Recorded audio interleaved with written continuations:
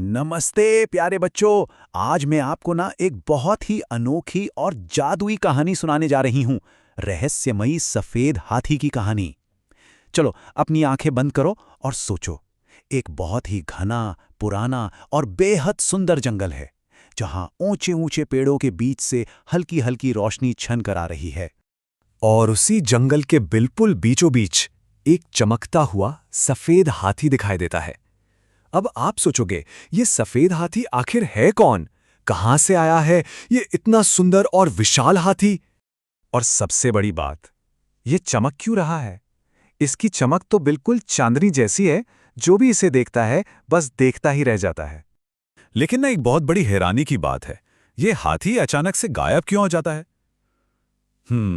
ये एक बहुत बड़ा रहस्य है। तो चलो इस रहस्य को मिलकर सुलझाते हैं। तो इस रहस्यमयी सफेद हाथी की कहानी शुरू कहां से होती है? बहुत पुरानी बात है। एक छोटे से गांव के पास एक बेहद घना जंगल हुआ करता था। गांव के लोग अक्सर एक दूसरे को बताते थे कि उस गहरे जंगल में एक जादुई सफेद हाथी रहता है। उसकी चमक इतनी उजली थी, बिल्कुल चांद की ठंडी रोशनी जैसी। और उसकी आंखें तो आसमान के तारों की तरह दमकती थीं, बिल्कुल किसी जादू की तरह। कहते हैं कि जिससे भी वो हाथी दिखाई देता था, उसकी जिंदगी खुशियों से भर जाती थी। लेकिन यहां एक राज की बात है। ये हाथी हर किसी को नहीं दिखता था। बिल्कुल नहीं। ये सिर्फ और सिर्फ उन लोगों को दिखाई देता था जिनका दिल बहुत अच्छा और एकदम सच्चा हो। अब इसी गांव में एक बहुत ही प्यारा बच्चा रहता था। उसका नाम था मोहन। मोहन बहुत ही दयालु था। वो रोज सुबह जल्दी उठकर चिड़ियों को दाना खिलाता, बूढ़ी दादी का सामान उठाने में मदद करता और कभी किसी से झगड़ा नहीं करता था। वो तो खुशी खुशी अपने सारे खिलौने अपने दोस्तों के साथ बांट लेता था, बिल्कुल आप जैसे अच्छे बच्चों की तरह। तो एक शाम की बात है, सूरज धीरे धीरे ढल रहा था और मोहन जंगल के किनारे अकेला खेल रहा था।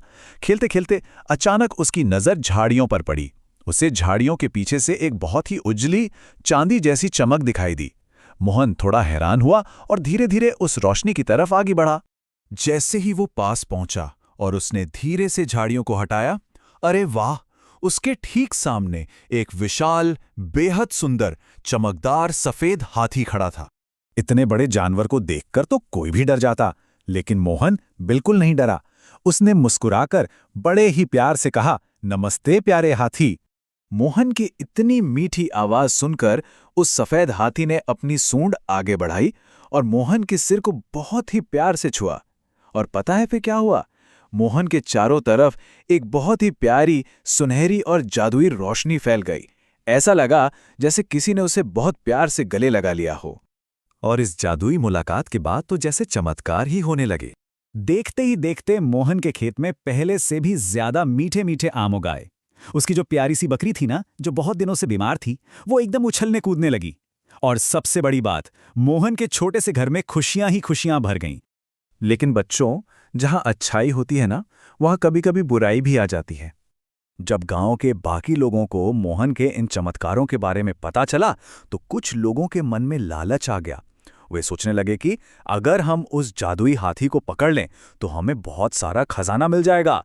और फिर क्या था, वे सब बड़े बड़े जाल, मोटी रस्सियां और पिंजरे लेकर रात के अंधेरे में जंगल की तरफ निकल पड़े। और फिर आई वो रात जब सब कुछ बदल गया। वो लालची लोग अपने जालों के साथ जंगल में उस जगह पहुंच गए जहां हाथी था। अब सोचो बच्चों, जब लालची लोग जादू को पकड़ने की कोशिश करते हैं तो क्या होता है? जैसे ही उन लोगों ने दौड़कर हाथी पर जाल फेंकने की कोशिश की, एकदम से एक बहुत तेज रोशनी हुई और वो प्यारा सफेद हाथी उजाले की एक तेज किरण बनकर हवा में ही गायब हो गया। वो सब बस हैरान रह गए। वे लोग उदास होकर खाली हाथ लौट गए। लेकिन मोहन उदास नहीं था। उसने मुस्कुराकर कहा, जादू को कभी पिंजरे में पकड़ा नहीं जा सकता। जादू को तो केवल अपने दिल से महसूस किया जा सकता है। और मोहन की ये बात बिल्कुल सच थी। उस रात जब मोहन गहरी नींद में सो रहा था, तो वो सफेद हाथी उसके सपने में आया। उसने मोहन से बड़े ही प्यार से कहा, मेरे प्यारे बच्चे, सच्चा खजाना कोई सोना या चांदी नहीं होता। सच्चा खजाना तो होती है दया, निस्वार्थ प्रेम और एक बहुत ही अच्छा दिल। तुम्हारे पास ये खजाना पहले से ही है। और पता है बच्चों, कहते हैं कि आज भी जब आसमान में पूरा गोल चांद निकलता है ना, तो जो बच्चे मोहन की तरह अच्छे और सच्चे दिल वाले होते हैं, उन्हें उस जंगल में वो चमकता हुआ सफेद हाथी आज भी दिखाई देता है। तो मेरे प्यारे बच्चों, हमेशा याद रखना, सच्चा चमत्कार अच्छे दिल और निस्वार्थ प्रेम में छिपा होता है। अगर आपको ये कहानी पसंद आई तो दादी की कहानियों को जरूर सब्सक्राइब करें। शुभ रात्रि प्यारे बच्चों, मीठे मीठे सपने देखना।